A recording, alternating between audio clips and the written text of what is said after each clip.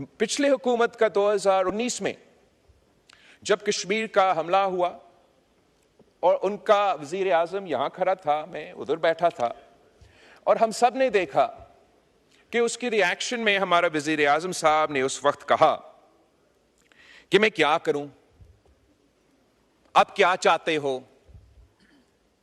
कि मैं भारत के साथ जंग छेड़ दूं? आप में अगर मेरा अल्फाज आपको गलत लगे, आप वो रिकॉर्डिंग देख लें। रिकॉर्डिंग हम सब ने ये देखा कि वजीर आजम साहब ने उठ के कहा कि मैं क्या करूं, आप क्या चाहते हो, मैं जंग छेड़ दूं।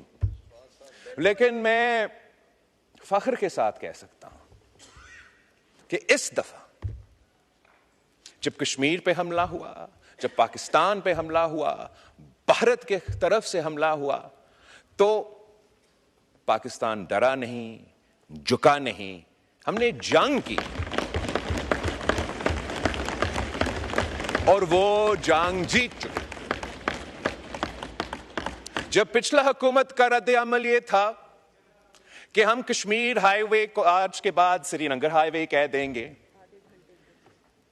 जब पिछला हुकूमत का रद्द अमल ये था कि हर फ्राइडे को बाद नमाज जुम्मा पाकिस्तान के अंदर हम सब खड़े होके, जहां भी हम होंगे वहीं के वहीं खड़े होके कश्मीर के लिए आवाज उठाएंगे, इस हुकूमत का जवाब यह था कि इन कच्चे जहाज गिराएं, उनको मजबूर किए कि सीज़फायर हो। और जो इन खान साहब के हुकूमत के बाद भारत जोर और शोर से कहता था कि कश्मीर हमारा अंदरूनी मामला बन चुका है, अब बैनुल अक़वामी ऑब्जर्वर्स हमारा ये टोर में मान रहे हैं कि ये तो एक आलमी इश्यू, इंटरनेशनल इश्यू बन चुका है। तो सबसे पहले सक्सेस ये है कि हमने कश्मीर कॉज को, जो माजी में अंदरूनी मामला में तब्दील कर चुका था, एक बैनुल अक़वामी मामला बन चुका है। ये कश्मीरियों का सबसे बड़ा कामयाबी है कि यूनाइटेड नेशंस हो या यूनाइटेड स्टेट्स का सदर हो, वो सब कहते हैं कि मीडिएशन हो, बैनुल अक़वामी इश्यू है। भारत भी बैनुल अक़वामी इंटरनेशनल तक तो वो खुद नहीं पहुंचे अभी तक। वो ये जो उनका पुराना अल्फाज थे ना, अंदरूनी मसला, वो तो उससे पीछे हट चुके हैं। बैनुल अक़वामी जहां बाकी दुनिया पहुंच चुके हैं, वो यहां तक तो नहीं पहुंचे। मगर भारत का अपना असेसमेंट यह है कि कश्मीर का मसला एक बायलैटरल इश्यू है, जिसपे हम पाकिस्तान और भारत के दरमियान तय हो सकता है। और कश्मीर के हवाले से जनाब स्पीकर, जिस तरीके से जगह जगह, चाहे वो यूनाइटेड नेशंस हो, यूनाइटेड स्टेट्स हो, यूरोपियन यूनियन हो, हर जगह एक ऐसा हमदर्दी है। इसलिए मैं समझता हूं कि दुनिया ये देख रहा है कि जो भी तरीक़ेकार इजराइल ने गजा में इंप्लीमेंट करने की कोशिश की, वैसा ही मोदी ने कश्मीर में करने की कोशिश की, और इसकी वजह से एक हमदर्दी पैदा हो रहा है। और मैं उम्मीद करता हूं कि हम ये जद्दोजहद जारी रखेंगे और इंशाअल्लाह ताला हम कश्मीर के अवाम को इंसाफ दिलवाएंगे। जो दूसरा सबसे बड़ा इशू जो सिंधु पे हमला हुआ है, जो भारत ने कहा है इस दहशतगर्दी का वाकया के बाद कि सिंतास मुआहिदा खत्म, और वो सिंतास मुआहिदा को इन अबायंस होल्ड कर रहे हैं ना। सबसे पहले ये तो गैर कानूनी है, इन अबायंस तो है नहीं। Indus water treaty even today is binding on India and Pakistan. मगर सिर्फ ये धमकी देना कि हम पाकिस्तान का पानी रोकेंगे, सिर्फ धमकी देना, ये धमकी ही यूनाइटेड नेशंस की चार्टर की खिलाफ वर्जी है। ये गैर कानूनी है, ये भारत नहीं कर सकता। इस धमकी पे अमल दरामद करने से अगर खुदा ना खास्ता भारत ये फैसला करता है कि इसने इस धमकी पे अमल दरामद करना है, तो हमने अभी इनको जंग में हरवाए हैं, हमें एक और जंग लड़ना पड़ेगा। और उस जंग के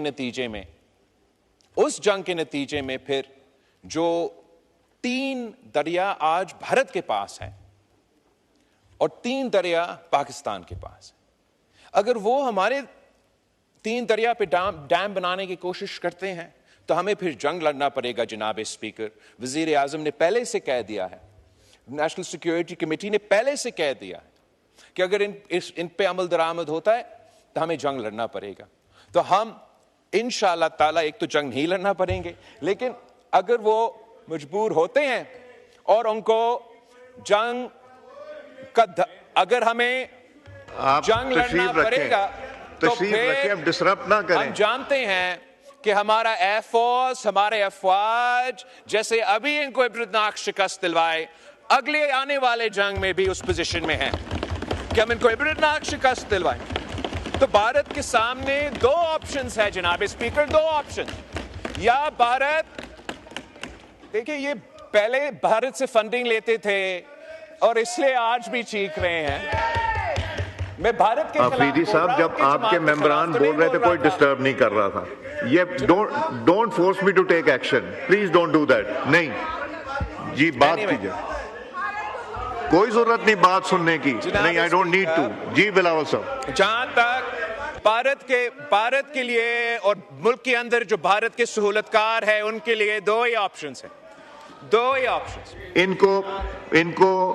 इन्होंने फाटा पे बात नहीं, मैं नहीं बात करने दूं। इनको फाटा पे बात करनी थी, मैंने करने दी। 1 दफा 2 दफा इन्होंने कहा एप्लीकेशन लिख के देनी, फाइनेंस मिनिस्टर साहब से मीटिंग इनकी अरेंज करा दी। अब ये प्रोसीडिंग्स अगर डिसरप्ट कर रहे हैं तो this is very unfortunate and very unethical. जी बिलावल साहब। एनीवे जनाब speaker, I am happy to ignore them. आप भी इग्नोर करें, अवाम भी उनको इग्नोर ही कर रहे हैं। मैं पानी पे बात करना चाहूंगा। भारत ने जो इस के बाद अब भारत के लिए 2 ही ऑप्शंस हैं, 2 ही ऑप्शंस। या वो सिंतास मुआहिदा मान ले, इंटरनेशनल कानून के मुताबिक अमल दरामद करे, उनका अवाम को अपना हिस्सा का पानी, हमारा अवाम अपना हिस्सा का पानी।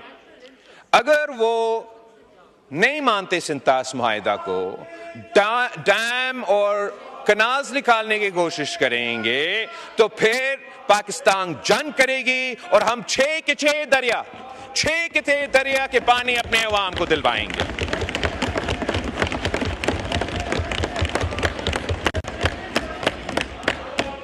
तीसरा इश्यू जनाब स्पीकर, वो दहशतगर्दी का इश्यू है।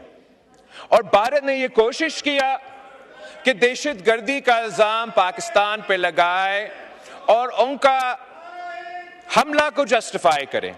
इस मैदान में भी जनाब स्पीकर, मैं फख्र के साथ कह सकता हूं कि भारत हार चुका, पाकिस्तान जीत चुका।